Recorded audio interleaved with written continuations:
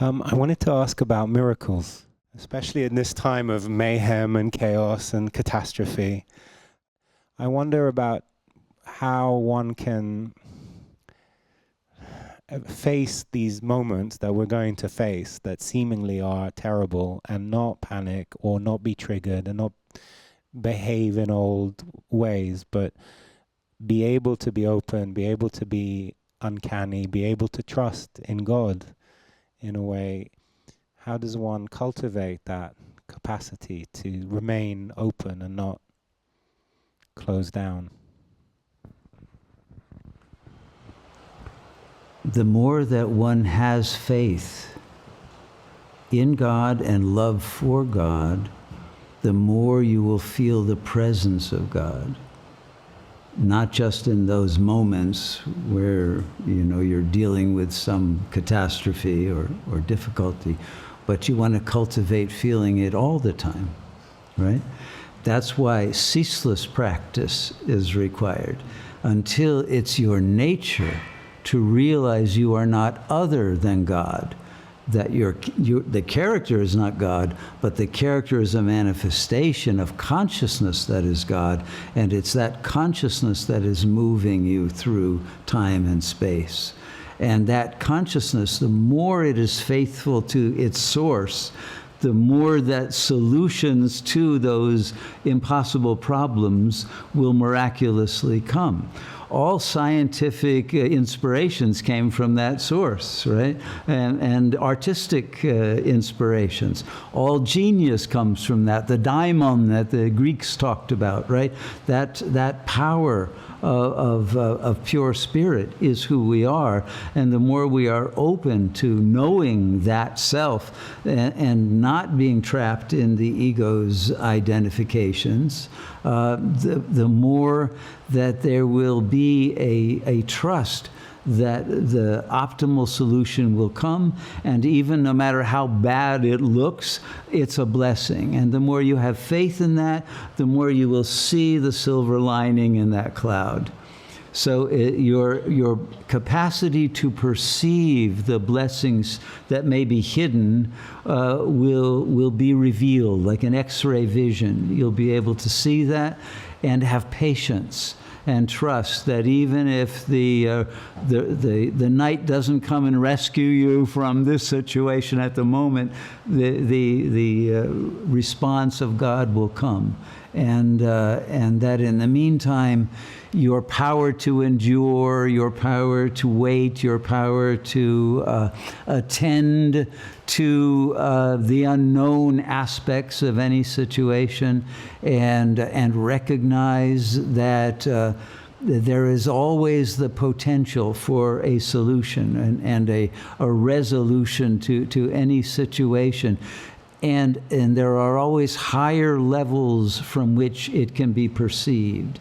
And the more one is willing to withdraw from the immediacy of one's sense of there being a crisis, into that state where one can perceive the presence of that absolute timeless self, the more that the energy of that patience and love and light will come into the situation and light up the proper path through.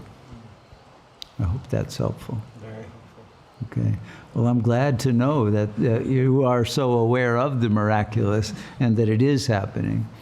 Because once that starts happening, you will begin to see it even more, that these synchronicities and many miracles are happening everywhere, and the joy of the glory of that divine presence will bubble over and will create even more goodness in the world.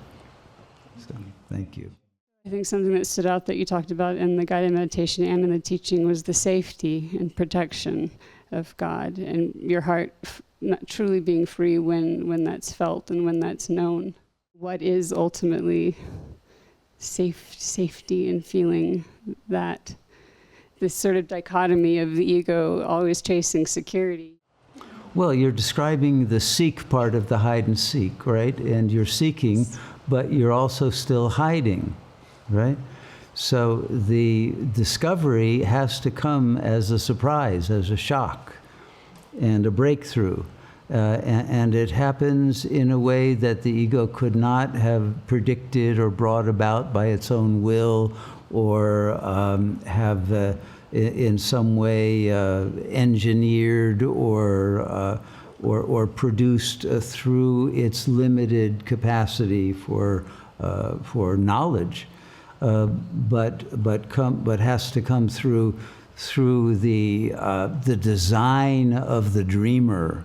And once that makes you aware that there is a greater intelligence that's operating behind the scenes, and you understand that that great intelligence is operating behind the scenes of your own mind, not just the objective world, and you begin to have faith that that same miraculous consciousness is yourself, the more you will turn inward and discover the richness of that self.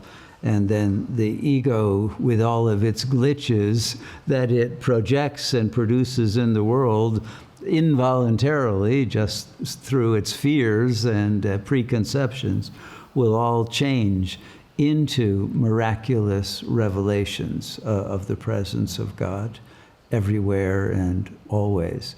And so this is perhaps the moment in which you have gone through that gateless gate into the total faith that makes this a reality for you, and the ego an unreality that can be left behind. I was curious about this respect, and what is it that's being respected, and how to cultivate it. And I don't know really what my question is, but it's about this idea of respect and the feeling of it. It's a very important question, because, the concept of respect has been nearly lost in this postmodern period. I think disrespect is probably one of the major qualities of the culture, at least in the West. People no longer respect the elders. They no longer, respect those who are, let's say, more advanced in certain kinds of knowledge or wisdom or experience. And there has been this kind of leveling out and unwillingness to honor the achievements that each being has made on their individual path of development. And eventually that becomes an inability to even perceive those differences. And one then just perceives one's projections of there's nothing to respect in this person, or whatever it might be. So the first, let's say, stage, I think, of coming to a proper capacity for respect is to, first of all, respect everyone as being a manifestation of God and that divine nature. And then to recognize that each individual's journey up the mountain of God, because that's where we're all climbing, has run into various obstacles, catastrophes, has gone through various miracles and various rites of passage. And those who have clearly made it to levels of worldly wisdom, as well as the wisdom of knowledge of God, or even knowledge of the soul, and the symbolic dimension of the capacity to reason clearly about God and about reality, because that's very uncommon in itself, to be able to really use the mind as an accurate tool in the way that it was designed for us to do. And the more that you use your own mind accurately, the more you will perceive and appreciate another's use of their consciousness in the service of God. And you will learn from everyone once you can perceive that.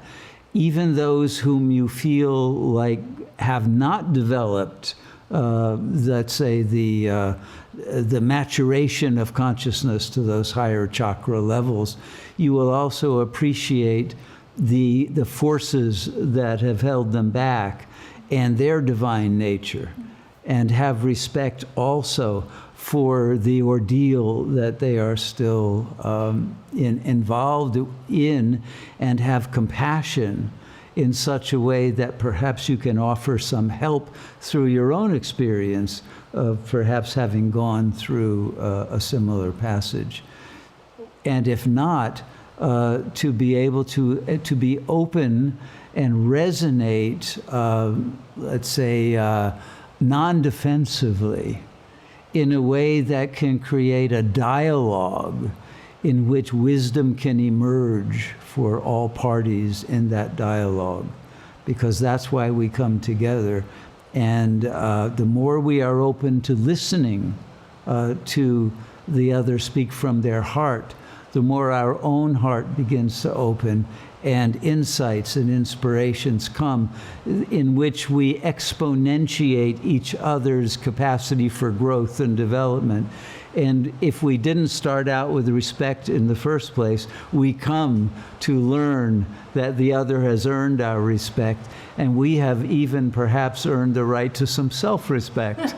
And that enables us to release a huge amount of the baggage the ego's carrying.